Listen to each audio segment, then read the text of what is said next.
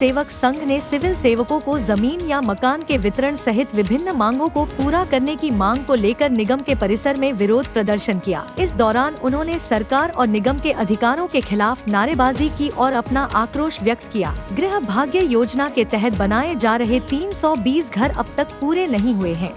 बहुत सारे सिविल कार्य लंबित हैं और परियोजना ठंडे बस्ते में पड़ी है। नवीनगर में लोक सेवकों को 122 भूखंड आवंटित किए गए हैं, लेकिन यह गृह निर्माण के लिए ऋण सुविधा प्रदान करने में विफल रही। इसके अलावा 150 से अधिक लोक सेवक गृह भाग्य योजना से वंचित हैं। उन्हें प्लाट या मकान दिया जाए।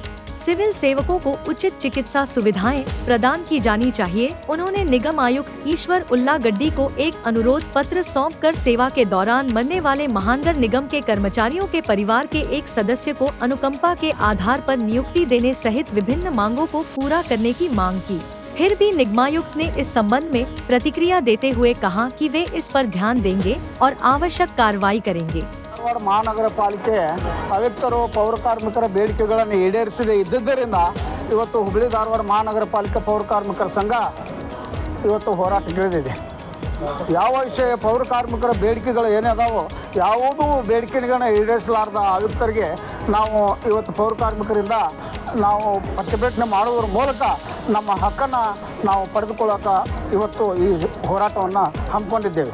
ಹಾಗಾಗಿ ಪೌರ ಕಾರ್ಮಿಕರ ಸಮಸ್ಯೆಗಳು ಸುಮಾರು ಇದ್ದು ಸುಮಾರು ವರ್ಷಗಳಿಂದ ಹೋರಾಟ ಮಾಡ್ತಾ ಬಂದಿದ್ದೇವೆ।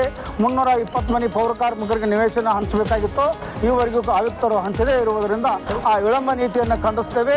ಅದರ ಜೊತೆಗೆ ಇನ್ನೂ ಸಾಕಷ್ಟು ಮಂದಿ ಪೌರ ಕಾರ್ಮಿಕರಿಗೆ ನಿವೇಶನಗಳನ್ನು ಕೊಡಬೇಕಾಗಿತ್ತು, ಅವನ್ನು ಕೂಡ ಕೊಡೋದರಲ್ಲಿ ಮಹಾನಗರ ಪಾಲಿಕೆ ಆಯುಕ್ತರು ವಿಳಂಬ ನೀತಿಯನ್ನು ಅನುಸರಿಸುತ್ತಿದ್ದಾರೆ।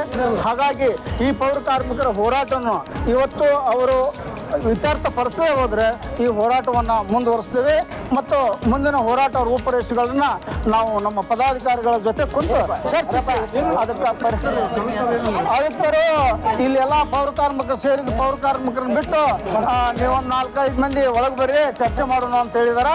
ಅದಕ್ಕೆ ನಾವು ಏನೇ ಇದ್ರು ಪೌರ ಕಾರ್ಮಿಕರ ಸಮ್ಮುಖದಾಗ ಅದು ಚರ್ಚೆ ಆಗಲಿ ಅನ್ನೋಂಥ ಮಾತನ್ನು ಹೇಳಿದ್ದೇವೆ।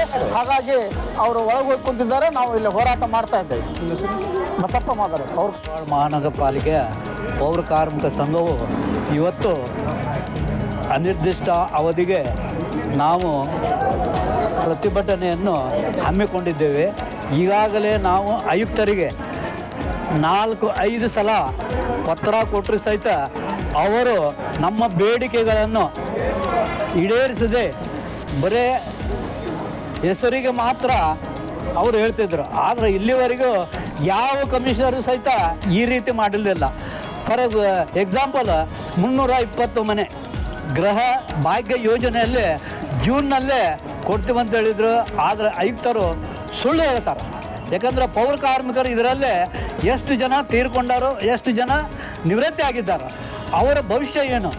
ನಂತರ ನವನಗರದಲ್ಲಿ 122 ಮನೆ ಮಹಾನಗರ ಪಾಲಿಕೆಯಿಂದ ಅವರಿಗೆ ಸೌಲಭ್ಯವನ್ನು ಬ್ಯಾಂಕಿನಿಂದ ಸೌಲಭ್ಯವನ್ನು ಒದಗಿಸ್ತೀವಿ ಅಂತ ಹೇಳಿದರು, ಇಲ್ಲಿವರೆಗೂ ಒದಗಿಸಿಲ್ಲ। ನಂತರ ಪೌರ ಕಾರ್ಮಿಕರಿಗೆ ಏನಾದರೂ ಆದರೆ ಪಾಲಿಕೆಯಲ್ಲಿ ಅವರಿಗೆ ಆಸ್ಪತ್ರೆಗೆ ಹೋಗುವಂಥ ಫೆಸಿಲಿಟೀಸ್ ಇಲ್ಲ ಇಲ್ಲಿ।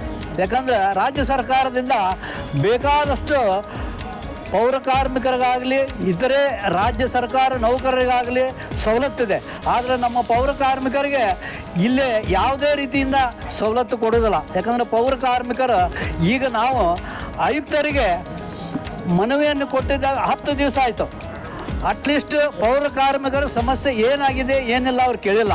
ಇವತ್ತು ಬಂದು ನನ್ನ ತಿಳಿದ ಮಟ್ಟಿಗೆ ಅವರು ಆ ಮನವಿಯನ್ನು ನೋಡಿಲ್ಲ। ಮನವಿ ನಾವು ಏನು ಮನವಿ ಕೊಟ್ಟಿವಿ ಅದಕ್ಕೆ ಉತ್ತರ ಹೇಳಿಲ್ಲ ಅವರು ಬರೀ ಕಾಂಟ್ರಾಕ್ಟ್ ಬೇಸಿಸು ಆಮೇಲೆ ನೇರವತ್ತಂದು ಎರಡೇ ಮಾತಾಡಿದ್ದಾರೆ। ನಾವೇನು ಕೊಟ್ಟಿವಿ ಪೌರ ಕಾರ್ಮಿಕರ 122 ಮನೆ 320 ಮನೆ ಆಮೇಲೆ 17% ಆಯರ್ ಬರಬೇಕು, ಆಮೇಲೆ 5 DA ಬರಬೇಕು। ಇಲ್ಲಿವರೆಗೂ ನಾವು ಮೌಖಿಕವಾಗಿ ಎಷ್ಟೋ ಸಲ ಅವರಿಗೆ ಇದು ಮಾಡಿದ್ದೀವಿ। ಇನ್ನೊಂದು ಫಾರ್ ಎಕ್ಸಾಂಪಲ್ ಹೇಳ್ತೀನಿ, ಇವತ್ತು ಮೊನ್ನೆ ಸಫಾಯಿ ಕರ್ಮಚಾರಿ ಅಧ್ಯಕ್ಷರು ಏನು ಬಂದಾರ ಅವತ್ತೊಂದು ದಿವಸ ಪೇಪರ್ನಲ್ಲೇ ತಾವು ನೋಡಬಹುದು, ಪೌರ ಕಾರ್ಮಿಕರ ನಿವೇಶನಗಳನ್ನು ನಾವು ಕೊಟ್ಟಿವೆ ಅಂತ ಹೇಳಿದ್ದಾರೆ। ಆಮೇಲೆ ಇನ್ನೊಂದು ಪೌರ ಕಾರ್ಮಿಕರಿಗೆ ಬೆಳಿಗ್ಗೆ ಉಪಹಾರ ಏನು ಕೊಡ್ತಾರ ಅದನ್ನು ನಾವು ಕರೆಕ್ಟ್ ಕೊಡ್ತೀವಿ ಅಂತ ಹೇಳಿದ್ರೆ ಉಪಹಾರ ಯಾರಿಗೂ ಕೊಡೋದಿಲ್ಲ, ಯಾರಿಗೂ ಸಿಗೋದಿಲ್ಲ. ಅದು ಸಿಗ್ತಾ ಇದ್ದೇನಮ್ಮ?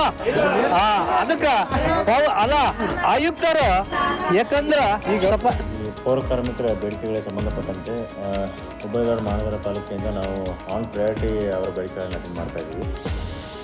ಸೊ ನಮ್ಮ ಎಲ್ಲ ಸಂಘದ ಪದಾಧಿಕಾರಿಗಳು ಮತ್ತು ಪೌರ ಕಾರ್ಮಿಕರು ಏನು ನಮ್ಮದು ಡಿಸ್ಕಸ್ ಮಾಡಿದ್ದಾರೆ ಅಂತಂದರೆ, ಗೃಹಭಾಗ್ಯ ಯೋಜನೆಯಲ್ಲಿ 320 ಮನೆಗಳನ್ನು ನಿರ್ಮಾಣ ಮಾಡ್ತಾ ಇದ್ದೀವಿ ಮಂಟೂರಲ್ಲಿ.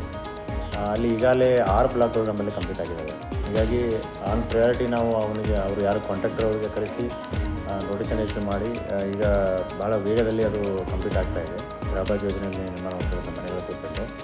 ಆಮೇಲೆ ಇನ್ನೂ ಉಳಿದಂತೆ 122 ಮನೆಗಳಿಗೆ ಸಾಲ ಕುರಿತಂತೆ ಸಾಲ ಮಂಜೂರು ಕುರಿತಂತೆ ಅವರು ಒಂದು ಮನೆಯನ್ನು ಕೊಟ್ಟಿದ್ದರು. ಅದರಲ್ಲಿ ಏನಂತಂದರೆ ಈಗ ಪಾಲಿಕೆಯಿಂದ ಅವು ಅಲಾಟ್ ಆಗಿರೋದ್ರಿಂದ ಪಾಲಿಕೆ ಹೆಸರು ಅದರಲ್ಲಿ ಇರ್ತದೆ. ಹಾಗಾಗಿ ಅದನ್ನು ಸ್ವಲ್ಪ ಟೆಕ್ನಿಕಲ್ ಪ್ರಾಬ್ಲಮ್ ಇರೋದ್ರಿಂದ ಅದನ್ನು ನಾವು ಬಗೆಹರಿಸ್ತೀವಿ ಅಂತ ಸಮಸ್ಯೆ ಇಲ್ಲ. ಆಮೇಲೆ 17% ಇಂಟ್ರಿಮ್ ರಿಲೀಫ್ ಅಂತ ಕೊಡಬೇಕಾಗಿರ್ತಕ್ಕಂಥದ್ದು ಅದು ಈ ಪ್ರಸಕ್ತ ಸಾಲಿನಲ್ಲಿ ಆನ್ ಪ್ರಯಾರಿಟಿ ಫಸ್ಟ್ ನಾವು ಅಟೆಂಡ್ ಮಾಡಿದ್ದೆ ಪೌರ ಕಾರ್ಮಿಕರ 17% IR ಕೊಡಲಿಕ್ಕೆ ನಾವು ಆದೇಶ ಮಾಡಿದ್ದೀವಿ. ಇಲ್ಲಿವರೆಗೆ ಮಾರ್ಚ್ವರೆಗೆ ನಾವು ಅದನ್ನು ಕಂಪ್ಲೀಟ್ ಮಾಡಿದ್ದೀವಿ. ಈ ವರ್ಷ ಮಾರ್ಚ್ವರೆಗೆ ನಾವು IR ಇಂಟ್ರಿಮ್ ರಿಲೀಫನ್ನು ಕೊಡ್ತಕ್ಕಂಥದ್ದನ್ನು ನಾವು ಕಂಪ್ಲೀಟ್ ಮಾಡಿದ್ದೀವಿ. ಅದಾದ ನಂತರ ಈ ಉಳಿದಂತೆ ಏನಂತ ಹೇಳಿದರೆ ತುಟ್ಟಿ ಭತ್ಯೆಯನ್ನು ಮಂಜೂರು ಮಾಡ್ತಕ್ಕಂಥದ್ದು ಅದು ಆನ್ಲೈನಲ್ಲಿ ನಾವು ಏನಂತ ಹೇಳಿದರೆ HRMS ಮುಖಾಂತರ ಮಾಡಬೇಕಾಗಿರೋದ್ರಿಂದ ಅದನ್ನು HRMS ಸೆಲ್ಲಿಗೆ ಕಳಿಸಿ ಮಾಡಬೇಕಾಗಿರೋದ್ರಿಂದ 1 or 2 ಮಂತ್ಸ್ ಡಿಲೇ ಆಗಿದೆ. ಬಿಟ್ಟರೆ ಉಳಿದಿರ್ತಕ್ಕಂಥದ್ದು ನಮ್ಮ ಹತ್ರ ಪೆಂಡಿಂಗ್ ಇರ್ತಕ್ಕಂಥದ್ದನ್ನು ಅವ್ರ ಜೊತೆ ಮತ್ತೆ ಡಿಸ್ಕಸ್ ಮಾಡ್ತೀವಿ. ಅವ್ರ ಬೇಡಿಕೆ ಏನಿದೆ ನಾವು ಅಲ್ಲ, ಬೆಳಗ್ಗಿನ ಉಪಹಾರ ಏನಂತ ಹೇಳಿದ್ರೆ ಈಗಾಗಲೇ ನಾವು ಮೇಯರ್ ಅವರು ಏನಂತ ಹೇಳಿದ್ರೆ ಎಲ್ಲರೂ ಸೇರಿ ಈಗಾಗಲೇ ಯಾರು ಕಾಂಟ್ಯಾಕ್ಟ್ ಇದ್ದಾರೆ ಅವನಿಗೆ ನಾವು ಸ್ಪಾಟ್ ವಿಸಿಟ್ ಮಾಡಿ ಫೈನು ಸಹಿತ ಹಾಕಿದ್ದೀವಿ. ಹಾಕಿ ನೋಟಿಸ್ಗಳನ್ನು ಸಹಿತ ಜಾರಿ ಮಾಡಿದ್ದೀವಿ. ಜಾರಿ ಮಾಡಿ ಏನಂತ ಹೇಳಿದ್ರೆ ನಮ್ಮ ಉತ್ತರ ಕರ್ನಾಟಕ ಶೈಲಿಯಲ್ಲಿ ಅವ್ರಿಗೆ ಎಲ್ಲರಿಗೂ ನಮ್ಮ ಪೌರ ಕಾರ್ಮಿಕರಿಗೆ ಟಿಕೆಟ್ ಕೊಡಬೇಕಂತ ನಾವು ವಾರ್ ಮಾಡಿ ಹೇಳಿದ್ದೀವಿ. ಅದನ್ನು ಸಹಿತ ವೆರಿಫೈ ಮಾಡ್ತೀವಿ. ನಡೀತಾ ಇದೆ ಅದು ಇಲ್ಲ ಅದು ನಡೀತಿದೆ. ಮೊನ್ನೆನೇ ಏನಂತ ಹೇಳಿದ್ರೆ ನಮ್ಮ ಮಹಾನಗರ ಪಾಲಿಕೆ ವತಿಯಿಂದ ನಾವು ಅಂದ್ಕೊಂಡಿದ್ದೀವಿ. ಝೋನ್ ವೈಸ್ ಎಲ್ಲನೂ ಕಂಪ್ಲೀಟ್ ಮಾಡಿದ್ದೀವಿ. ಅದನ್ನು ಅಟೆಂಡ್ ಮಾಡ್ತಾ ಇದ್ದೀವಿ. ಅದು ಪೌರ ಕಾರ್ಮಿಕರು ಅಲ್ಲ 320 ಮನೆಗಳು ಏನಂತ ಹೇಳಿದ್ರೆ ಸರಿಸುಮಾರು 100-120 ಮನೆಗಳು ಈಗಾಗಲೇ ಕಂಪ್ಲೀಷನ್ ಸ್ಟೇಜಲ್ಲಿದ್ದಾವೆ. 6 ಬ್ಲಾಕ್ಗಳು ಕಂಪ್ಲೀಟ್ ಆಗಿದ್ದಾವೆ. ಹಾಗಾಗಿ ಉಳಿದಿರ್ತಕ್ಕಂಥವೇನಂತ ಹೇಳಿದ್ರೆ ಆನ್ ಪ್ರಯಾರಿಟಿ ಅವರು ಬೆಂಗಳೂರಿಂದ ಒಬ್ಬರು ಕಾಂಟ್ಯಾಕ್ಟ್ ಹಾಕಿದ್ದಾರೆ. ಅವರಿಗೆ ನೋಟಿಸನ್ನು ಜಾರಿ ಮಾಡಿ ನಾವು ತ್ವರಿತಗತಿಯಲ್ಲಿ ಅವನು ಕಂಪ್ಲೀಟ್ ಆಗೋದನ್ನು ನೋಡ್ಕೊತಾ ಇದ್ದೀವಿ.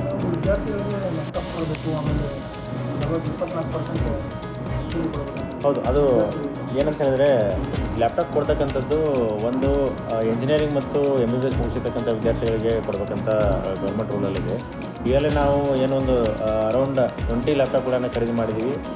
ಅದ್ರ ಜೊತೆಗೆ ಏನಂತ ಹೇಳಿದ್ರೆ SC/STಯಲ್ಲಿ ಅಂತೂ ಯಾರೂ ಫಲಾನುಭವಿಗಳಿಲ್ಲ, ಆ ಥರ ಆಗಿದೆ. ಹಾಗಾಗಿ ಈಗೆಲ್ಲ ಅದು ಲ್ಯಾಪ್ಟಾಪ್ ಕೊಡ್ತಕ್ಕಂಥ ಸಹಿತ ಟೆಂಡರ್ ಸ್ಟೇಜಲ್ಲಿದೆ. ಈ ವರ್ಷದ ಆ್ಯಕ್ಷನ್ ಪ್ಲ್ಯಾನ್ ಮೊನ್ನೆನಾಗಿದೆ. ಹಿಂದಿನ ಆ್ಯಕ್ಷನ್ ಪ್ಲ್ಯಾನ್ಗಳು ಸಹಿತ ಎಲ್ಲ ಟೆಂಡರ್ ಸ್ಟೇಜಲ್ಲಿದ್ದಾವೆ. ಡೆಫಿನೆಟ್ಲಿ ಆನ್ ಪ್ರಯಾರಿಟಿ ಅಟೆಂಡ್ ಮಾಡ್ಕೊಡ್ತೀವಿ.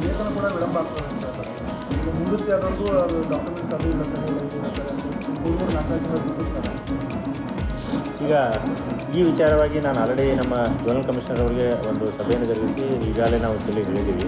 ನಾವು ಎಲ್ಲ ಪೌರ ಕಾರ್ಮಿಕರ ವೇತನವನ್ನು 25ನೇ ತಾರೀಕು ಅವರಿಗೆ ಡೆಡ್ಲೈನ್ ಕೊಟ್ಟು ಇಮಿಡಿಯೇಟಾಗಿ ಅಲ್ಲಿವರೆಗೆ ಅಂದರೆ ಒಂದು 4 ದಿವಸದಲ್ಲಿ ಇಲೆಕ್ಷನ್ ಮಾಡ್ತಕ್ಕಂಥದ್ದನ್ನು ಮಾಡ್ತಾಯಿದ್ದೀವಿ. ಸೊ ನಮ್ಮ ಪೇಮೆಂಟ್ ಮಾಡೋದನ್ನು ಮಾಡ್ತಾಯಿದ್ದೀವಿ. ಅದರಂತೆ ಏನಂತ ಹೇಳಿದ್ರೆ ಈಗಾಗಲೇ ಡೆಡ್ಲೈನ್ ಕೊಟ್ಟಿದ್ದೀವಿ. ಅದನ್ನು ವೆರಿಫೈ ಮಾಡಿ ಅಟೆಂಡ್ ಮಾಡ್ತೀವಿ.